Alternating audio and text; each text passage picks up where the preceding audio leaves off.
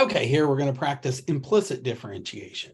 Remember, the key here is every time you take a derivative of y, you pick up a y prime. If you've got y inside a function, you got a chain rule, and the derivative of y is y prime. That's what y prime means, derivative of y. If you've got a product, your y is not a constant. Okay, so let's look at this one. We've got a product here. So I'm going to take the derivative of both sides. I'm taking the derivative d dx of both sides.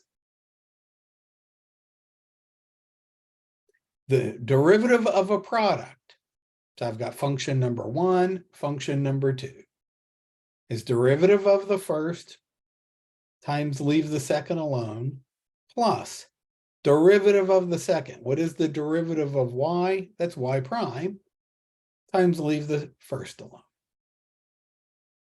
So that was product rule there. Every time I take a derivative of y, I just write y prime. Plus, derivative of cosine of anything is negative sine of that same thing. So minus sine of 2x times, this is chain rule, the derivative of what's inside. Derivative of tangent of x is secant squared of x. Now my goal here is solve for y prime. I want to solve for that guy. Get everybody else to the other side. So first I would move this to the other side. This guy does not have a y prime, move it to the other side. So y prime x squared will be secant squared x plus, and then I'm going to write this as 2 sine of 2x minus 2xy. This guy went to the other side and became negative. Now I got to get y prime by himself. So divide everybody by x squared.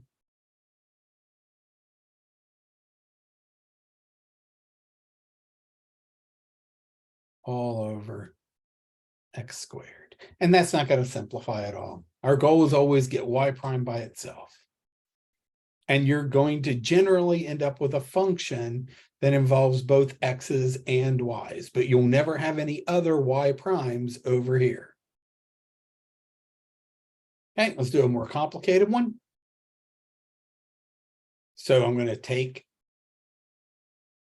the derivative with respect to x of both sides. Here I've got a product. So there's my first function, the 2x. Here's my second function. Derivative of the first is just 2. Leave the second alone. Plus, derivative of y is y prime times, leave the second alone. This guy, I've got my function raised to a power. So anytime I have junk raised to a power, that power is going to come down, as long as that power is a number. You can't have your variable up there. Then you'd need logarithmic differentiation. Derivative of 6 junk to the third will be 18 junk to the second times the derivative of what's inside. What's the derivative of y? Y prime. The derivative of sine of anything is cosine of that same thing times the derivative of what's inside. Derivative of y is y prime. So I've got 3 different terms that have y primes in them. And this is what's always going to happen. What we have here is a linear equation in y prime. Meaning it's always possible every single time to get all your y primes on one side, factor and divide. And that's what we're going to do. I always like to bring all my y primes to the left. So I'm going to bring this guy over to the left. This guy does not have a y prime. Look at him, no y prime.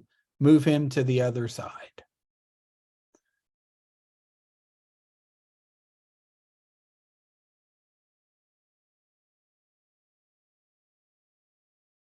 So I brought this guy to the left. This guy is going to go over to the right, equals negative 2y.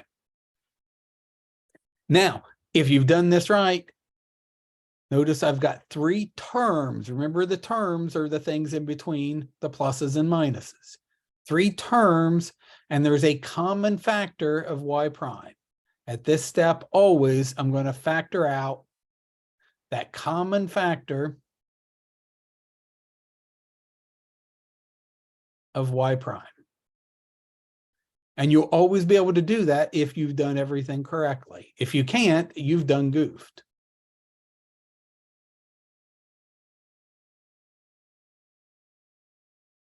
So I just pulled the y prime out from everybody. That's an 18 right there. It's an ugly 18. And now that's a bunch of junk multiplying y prime. To get that by itself, just divide.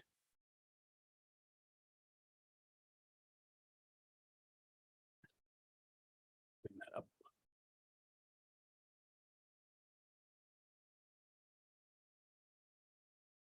So there is my y prime. No, again, why are we using implicit differentiation? If it were possible to solve this equation for y, to get y is a function of x, then we would just use explicit differentiation. We would just take the derivative. We can't do that. Now, this one we could have. This one I could have moved the cosine over, divided by x squared, and had y equals just a function of x. All the x's would be on the right. The only y would be on the left, and I could have just taken the regular old derivative. I think in this case, it was easier to use implicit differentiation. This one could have been done explicitly. This one could not. It's impossible to get y by itself and get y equals some function of x. Same with this. It's impossible to isolate the y and get y over here and all the x's on the other side. So we're going to take the derivative with respect to x of both sides. Keeping in mind, anytime we take a derivative of y, we pick up a y prime. So the derivative of 2y would be 2y prime. Derivative of y is y prime.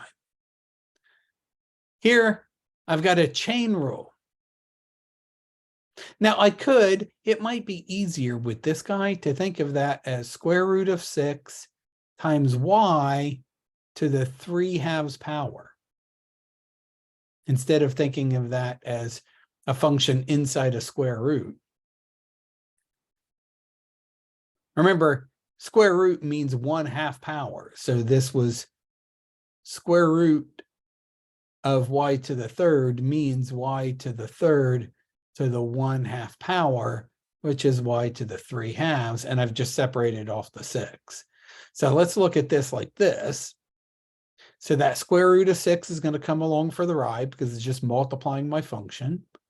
The derivative of a function to a power is you bring that power down, as long as that power is a constant, leave the function alone, and then drop the power down by 1. 3/2 minus 1 is 2/2, times the derivative of whatever was inside. Anytime you're taking a derivative that involves a y, you pick up a y prime. Plus, derivative of 5x squared would be 10x.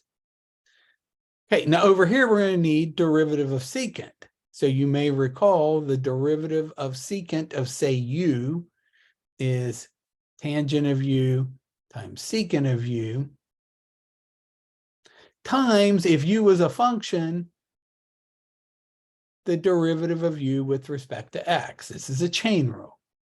So derivative of secant of anything is secant of that same thing times tangent of that same thing times the derivative of whatever was inside. Derivative of 2x is 2. Okay, now I want to get anything that has a y prime in it. These two guys have a y prime. I'm going to keep them on the left. Anybody that does not have a y prime, I got 2 terms that don't have a y prime. I'll put them on the right. I'm going to write this as 3 root 6 over 2 y to the 1/2 times y prime. And then over here, I'm going to bring that 2 in front.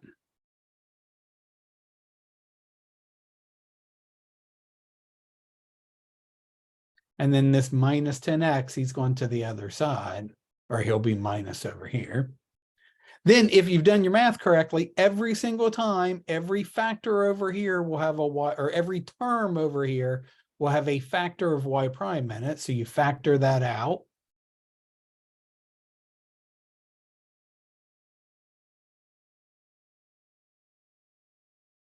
And I'll write all this down.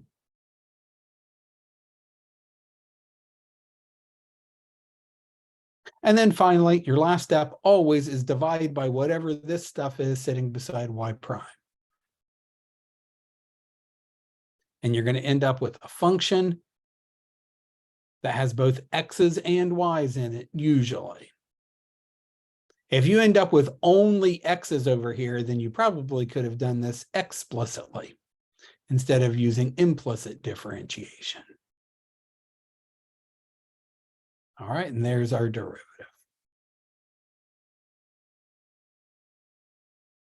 Okay, here's another one. Like, it's the same idea over and over again. Take the derivative with respect to x of both sides. Remember, the derivative is an operator. We're applying it to both sides. All right, derivative of 8y to junk, if that's a constant, just use power rule here. We'll get 48 y to the 5th times y prime. Every time you take a derivative with something with a y in it, you're going to pick up a y prime.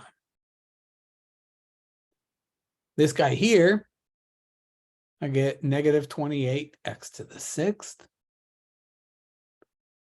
Okay, derivative of cosine of x times y. So I've got a chain rule there. I've got functions inside a function. And then when I get to the inside, I've got a product. I'm going to have to use product rule.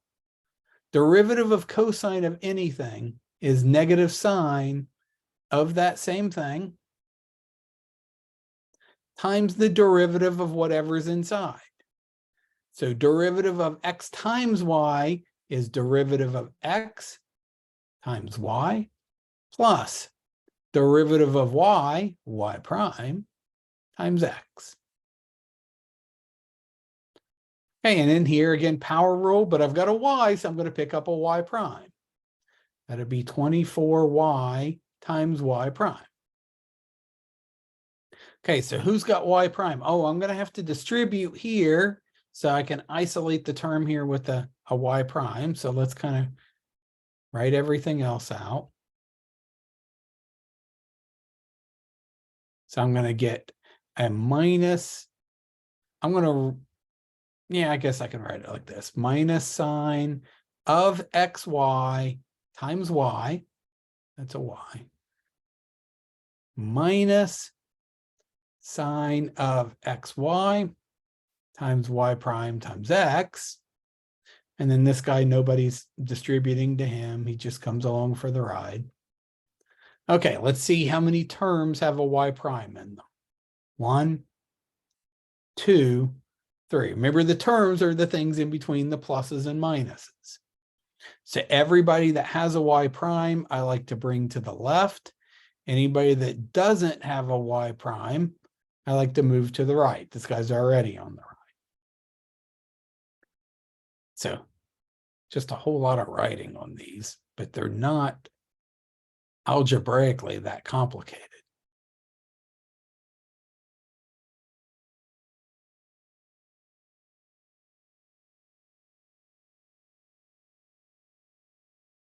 Okay, so I move those two guys to the left.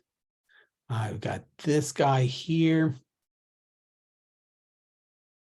And then that guy is going to come over. So plus 28x to the 6th. And then at this step, always look, every term has a y prime in it. This is a term. That's a term. That's a term. Factor out the common factor of y prime. If you've got something over here that doesn't have a y prime, you've done goofed.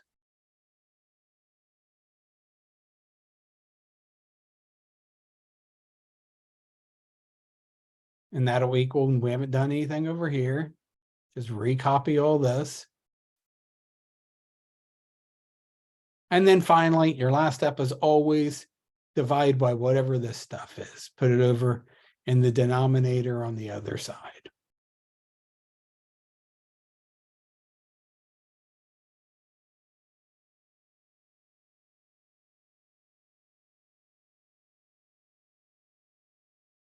X minus 24y. And hopefully I caught everything. That's about as hard as it gets. Like this one looks kind of nasty, but like if you can do this one, you can pretty much do any of them. Okay, now we're going to use implicit differentiation to actually do something. We're going to find the equation of a tangent line to a circle. So this function here, or this curve, it's not a function, it doesn't pass the vertical line test, is a circle of radius 5. And we want to be at the point 3, 4. I'm going to find the equation of this tangent line to the circle right there. So I know I'm thinking y minus y naught equals m x minus x naught. I know x naught and y naught. That's 3. That's 4. I just need m. M is going to be y prime at the point 3, 4. That's not times. That's y prime evaluated at x equals 3 and y equals 4. So we're going to use implicit differentiation because we can't solve this explicitly. Now, what we could actually do, and maybe for fun, I'll do this problem a second way. Since I'm interested in this point right there, I could find the equation of the top half of this curve, which would be a function. That would pass the vertical line test. And then I could do this explicitly. So maybe for fun, we'll do that in a minute, but we're going to do this implicitly now. We're going to take the derivative with respect to x of both sides. Derivative of x squared is 2x. Derivative of y squared is 2y times y prime. Every time you take a derivative of a y, you pick up a y prime. Derivative of 25, that's a constant. That's just 0. Okay, so I can move the 2x over. So 2y, y prime equals negative 2x. Divide over the 2y, y prime will be negative 2x over 2y, which is just negative x over y. So I'm going to write that right here.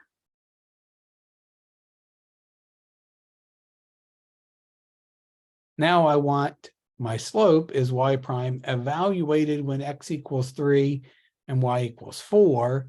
That'll be negative 3/4. So now I can write my equation.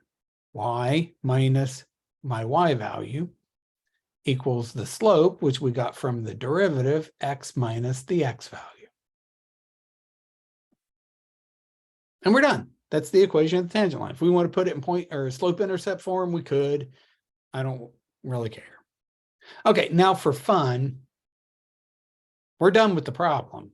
I'm just saying for fun, let's do it explicitly.